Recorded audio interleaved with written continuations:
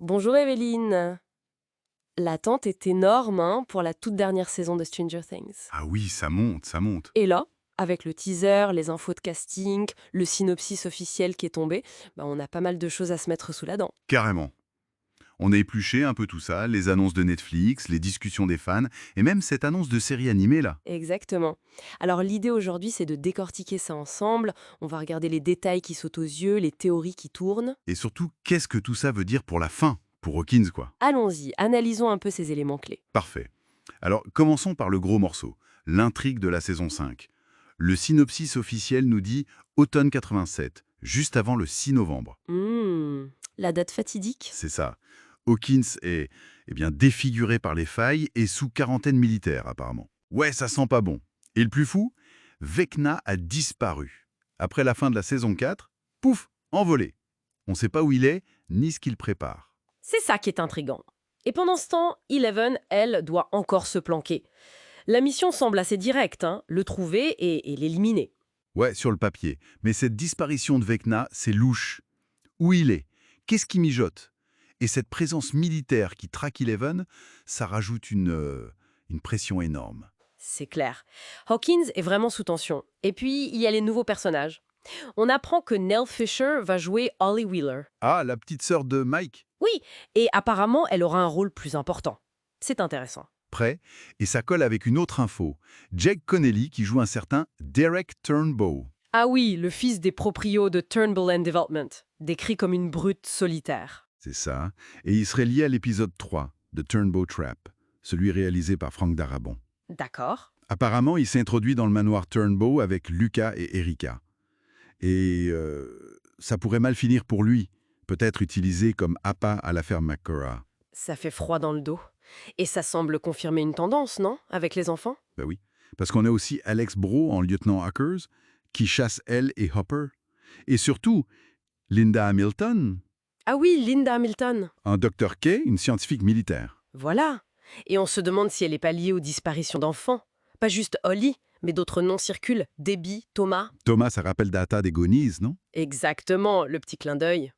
Donc oui, ce thème des enfants en danger, ça a l'air d'être vraiment au centre cette fois. Vecna qui cible les plus jeunes, ça pose aussi des questions sur nos héros habituels. Max, par exemple. Dans le teaser, on la voit toujours. Toujours dans le coma, oui. Avec Lucas à son chevet. On le voit avec un lecteur cassette, il essaie sûrement encore Running Up That Hill. Mais ça ne marche plus, hein. Ça n'a plus l'air de fonctionner, non. Sa guérison semble vraiment liée à la défaite de Vecna. Il y a des rumeurs de scène avec Holly. Ah bon? Genre, elle le guiderait dans un rêve? Peut-être quelque chose comme ça, un monde des rêves. Ou alors un voyage mental avec Eleven dans la tête de Henry Krell, de Vecna quoi. Ça ferait le lien avec la pièce de théâtre The First Shadow. Intéressant. Et Will alors? On sait qu'il revient sur le devant de la scène, mais il y a cette théorie un peu dingue qui traîne depuis le teaser. La théorie du clone. Ou de l'agent dormant, oui. Ça vient de cette image dans le teaser, cette silhouette humaine dans un mur de vigne dans l'Upside Down. L'idée, c'est que le Will qu'on voit depuis un moment ne serait pas le vrai Will. C'est ça, que le vrai serait toujours prisonnier là-bas. C'est osé, mais est-ce que ça tient vraiment la route? Les Duffers aiment bien nous surprendre, c'est sûr. Mais beaucoup pensent que ce serait compliqué, narrativement parlant. Un peu cruel pour Will, non? Après tout ce qu'il a vécu. Exactement. Et un peu répétitif par rapport à la saison 1, le sauvetage, tout ça. Ça casserait un peu son évolution. Et puis, franchement, il n'y a pas vraiment d'indice pour ça jusqu'ici. C'est une idée fascinante, mais Peu probable, d'accord. Le teaser le montre surtout très affecté, non? Épuisé. oui, peut-être ses pouvoirs, ou sa connexion avec l'autre côté. Ça colle mieux à son parcours. D'ailleurs, ce teaser, il nous a donné des images fortes. On revoit la ferme McCorral. Oui, avec Joyce qui protège tout le monde. La chambre de Holly aussi, juste avant qu'elle disparaisse apparemment. Et des moments très émouvants. Dustin et Steve devant la tombe d'Eddie. Oh oui. Et Eleven qui hurle de douleur avec Hopper. Ça prend aux tripes. Carrément. Et puis il y a ces plans plus mystérieux. Eleven et Hopper devant ces énormes murs de vigne. C'est quoi ça, Ketan, la frontière de l'Upside Down qui s'étend? Une version XXL des tunnels de la saison 2. Bonne question. On voit aussi Mike qui protège les nouveaux enfants, Derek et Debbie. C'est ça, leur sort est lié au groupe principal. Et puis il y a ce cri de Will à la fin. Courez! Oui, à quelqu'un hors champ. Une vidéo de tournage laissait penser que c'était peut-être pour Steve. La tension est à son comble. Et comme si ça suffisait pas. Voilà. L'univers s'étend encore. Une série animée annoncée pour 2026. Stranger Things, Tales from 85. Ça se passera pendant l'hiver 85, donc entre les saisons 2 et 3. Ah, retour aux sources. On dirait bien. Le groupe original, Mike, Will, Eleven, Dustin, Lucas, Max, Hopper, en classe de 4e, 8th grade, US.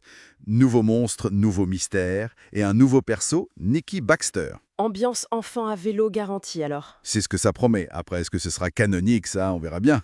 Bon, pour résumer, on a un synopsis qui met la pression, Vecna dans l'ombre, l'armée partout, Des nouveaux enfants au cœur du danger, des grosses questions sur Max, sur Will avec cette théorie du clone, un teaser plein d'émotions, de mystères. et même une série animée pour patienter ou prolonger l'expérience. Tout ça nous laisse avec une grande question pour la fin, non?